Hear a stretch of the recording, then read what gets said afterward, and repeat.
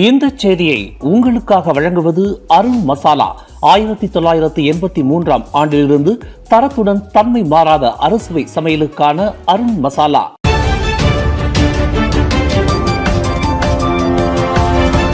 வணக்கம். திசைகளின் ஒரு மணி செய்திகள். புத்ராஜயா நிதி ஒதுக்கீட்டில் பாகுபாடு இல்லை. பெரும்பாலான மாநிலங்களுக்கு அதிக நிதி ஒதுக்கீடு செய்வதாக அன்வார் தகவல். பெரும்பாலான மாநிலங்கள் கூட்டரசு அரசாங்கத்திற்கு வரியாக செலுத்தும் தொகையை விட அதிக அளவிலான நிதி ஒதுக்கீட்டை அரசாங்கத்திடம் இருந்து பெற்று வருகின்றன என்று பிரதமரும் நிதி அமைச்சருமான டத்தோசரி அன்வார் இப்ராஹிம் தெரிவித்துள்ளார். அதேவேளையில் சில மாநிலங்கள் கூட்டரசு நிதி ஒதுக்கீட்டில் புறக்கணிக்கப்படுவதாக கூறப்படும் குற்றச்சாட்டுகளையும் அவர் நிராகரித்துள்ளார். கடந்த 2023 முதல் 2025 வரையிலான காலகட்டத்தில் ஸ்லாங்கூர் மற்றும் பினாங் ஆகிய இரு மாநிலங்கள் மட்டுமே கூட்டரசு அரசாங்கத்திற்கு வழங்கிய வரி வருவாயை விட குறைவான நிதி ஒதுக்கீட்டை பெற்றுள்ளதாகவும் அன்வார் குறிப்பிட்டுள்ளார். அந்த காலகட்டத்தில் சராசரியாக 43.6 பில்லியன் ரிங்கெட் வரி வருவாயை கூட்டரசு அரசாங்கத்திற்கு வழங்கிய ஸ்லாங்கூர் 2023 முதல் 2025 வரை ஆண்டுதோறும் 15 பில்லியன் ரிங்கெட் நிதி ஒதுக்கீட்டை மட்டுமே பெற்றதாகவும் அவர் விளக்கம் அளித்துள்ளார். மேலும் பினாங் மாநிலம் கடந்த 2023 ஆண்டு முதல் 2025 வரையிலான காலகட்டத்தில் கூட்டரசு அரசாங்கத்திற்கு 10.7 பில்லியன் ரிங்கெட் வரி வருவாயை வழங்கியிருந்தாலும் 7.9 பில்லியன் ரிங்கெட் மட்டுமே அரசாங்கத்திடம் இருந்து நிதி ஒதுக்கீடாக பெற்றுள்ளதையும் அன்வார் சுட்டிக்காட்டியுள்ளார். இதன் மூலம் ஜாசேகா தலைமையிலான பினாங்கு மாநில அரசு புத்ராஜயாவிடம் இருந்து அதிக நிதி பெற்று வருகிறது என்ற குற்றச்சாட்டையும் அன்வார் மறுத்துள்ளார். அதேவேளையில் பரிகத்தா நேஷனல் ஆட்சி செய்யும் கெடா, கிளாந்தான், திரங்கானு மற்றும் பெர்லிஸ் ஆகிய மாநிலங்களுக்கு கூட்டரசு அரசாங்கம் அதிக அளவில் நிதி ஒதுக்கீடு வழங்கியுள்ளதாகவும் அன்வார் விவரித்துள்ளார். குறிப்பாக வறுமை ஒழிப்பு திட்டங்கள் மற்றும் உள்கட்டமைப்பு மேம்பாடு பணிகளுக்காக இந்த மாநிலங்களுக்கு கூடுதல் கூட்டரசு நிதி வழங்கப்படுவதாகவும் நாடாளுமன்றத்தில் இன்று நடைபெற்ற கேள்வி பதில் அங்கத்தில் அன்வார் தெரிவித்துள்ளார். சரவா மாநிலத்திற்கு கூட்டரசு அரசாங்கத்தால் ஆண்டுதோறும் வழங்கப்படும் சிறப்பு மானிய தொகை உயர்த்தப்பட உள்ளதாக பிரதமரும் நிதி அமைச்சருமான டத்தோசரி அன்வார் இப்ராஹிம் தெரிவித்துள்ளார். மலேசிய ஒப்பந்தம் 1963 அடிப்படை நோக்கத்திற்கு ஏற்ப சரவா மாநிலத்திற்கான சிறப்பு மானியம் மறு ஆய்வு செய்யப்பட்டு உயர்த்தப்பட வேண்டும் என்ற தனது நிலைப்பாட்டை அவர் மீண்டும் வலியுறுத்தியுள்ளார். இது தொடர்பாக கருவூல தலைமை செயலாளர் ஜோஹான் மஹ்மூத் மரிக்கன் மற்றும் சரவா மாநில செயலாளர் அபுபக்கர் மர்சூக்கி ஆகியோருக்கு இடையே பேச்சுவார்த்தை நடைபெற்றுள்ளதாகவும் விரைவில் இதற்கான ஒப்புதல் கிடைக்கும் என எதிர்பார்க்கப்படுவதாகவும் அன்வார் குறிப்பிட்டுள்ளார்.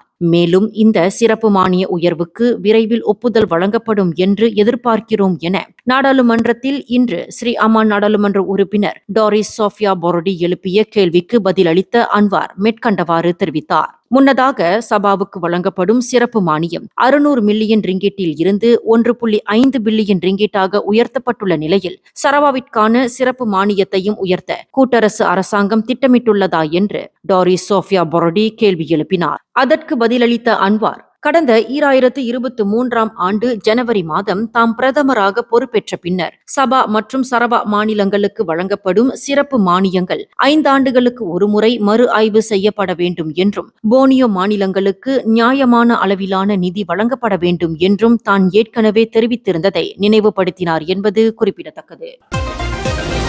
மூவார் நாடாளுமன்ற உறுப்பினர் ஷேட் சாடிக் ஷேட் அப்துல் ரஹ்மான் மீதான வழக்கில் அரசு தரப்பு தாக்கல் செய்த மேல்முறையீட்டு மனு தொடர்பான தீர்ப்பு இன்று ஒத்திவைக்கப்பட்டது. அர்மாடா நிதி தொடர்பான 4 குற்றச்சாட்டுகளில் ஷேட் சாடிக்கு வழங்கப்பட்ட விடுதலை தீர்ப்பை எதிர்த்து அரசு தரப்பு மேல்முறையீடு செய்திருந்தது. இந்நிலையில் அப்பீல் நீதிமன்றத்தில் இன்று 3 நீதிபதிகள் கொண்ட அமர்வுக்கு தலைமை வகித்த நீதிபதி அபுபக்கர் ஜாயிஸ் தனியாக ஆஜராகி கூட்டரசு நீதிமன்ற நீதிபதி டத்தோ ஷேக் முகமது ருசிமா கசாலி மருத்துவ விடுப்பில் இருப்பதால் முழு அமர்வு இல்லாத நிலையில் தீர்ப்பை வழங்க முடியாது என்று தெரிவித்தார். மேலும் இந்த வழக்கை விசாரித்த அமர்வில் நீதிபதி காலின் லாரன்ஸ் சக்கூராவும் இடம்பெற்றிருந்தார். இதனையடுத்து இவ்வழக்கில் சம்பந்தப்பட்ட தரப்பினரின் வசதிக்கு உட்பட்டு அதன் தீர்ப்பானது வரும் ஜூலை 13 வழங்கப்படும் என்றும் அபுபக்கர் ஜாயிஸ் குறிப்பிட்டுள்ளார். டமான்சாரா தொகுதியின் முன்னாள் நாடாளுமன்ற உறுப்பினர் டோனி ஃபோ மீதான விசாரணை தொடர்ந்து நடைபெற்று வருவதாக உள்துறை அமைச்சர் சைஃபுடின் நசுத்தியோன் இஸ்மாயில் தெரிவித்துள்ளார். கடந்த மாதம் அவர் தனது முகநூல் பதிவில் அரசியலமைப்பு, மன்னராட்சி அமைப்பு மற்றும் ருக்குன் நகாரா குறித்து கருத்து வெளியிட்டது தொடர்பாக இந்த விசாரணை மேற்கொள்ளப்பட்டு வருகின்றது. இவ்வழக்கின் விசாரணை அறிக்கை கடந்த மே 25ஆம் தேதி சட்டத்துறை தலைமை அலுவலகத்திற்கு அனுப்பப்பட்டதாகவும் பின்னர் மேலதிக விசாரணைக்காக மீண்டும் போலீசாரிடம் திருப்பி அனுப்பப்பட்டதாகவும் சைஃபுடின் நாடாளுமன்றத்தில் எழுத்துப்பூர்வமாக அளித்த பதிலில் குறிப்பிட்டுள்ளார். விசாரணை அறிக்கையை முழுமைப்படுத்தும் பணியில் போலீசார் தொடர்ந்து ஈடுபட்டு வருவதாகவும் அது முழுமையடைந்த பின்னரே இந்த வழக்கில் இறுதி முடிவு எடுக்கப்படும் என்றும் சைஃபுடின் தெரிவித்துள்ளார்.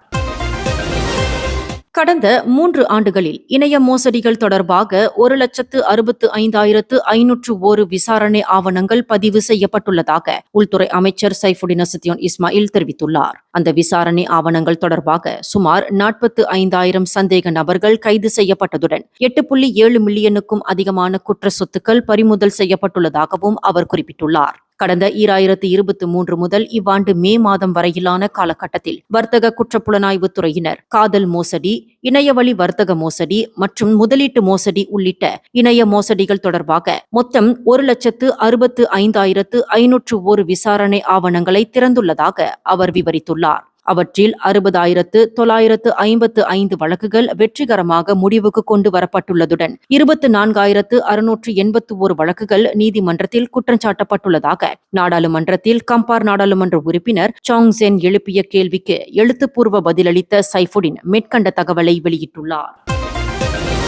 கடந்த மாதம் பெண் பயணியை பாலியல் தொந்தரவு செய்ததாக குற்றம் சாட்டப்பட்ட இ-ஹெயிலிங் ஓட்டுநர் ஒருவர் ஆயர்கரோ மேஜிஸ்ட்ரேட் நீதிமன்றத்தில் இன்று தன் மீதான குற்றச்சாட்டை மறுத்து விசாரணை கோரினார். குற்றம் சாட்டப்பட்ட 40 வயதான முகமது அலி ஹுசைன் நீதிபதி நூர் அஃபிகா ரடியா ஜைனூரின் முன்னிலையில் ஆஜராகி தமக்கு எதிரான குற்றச்சாட்டை மறுத்து குற்றமற்றவர் என வாதிட்டார்.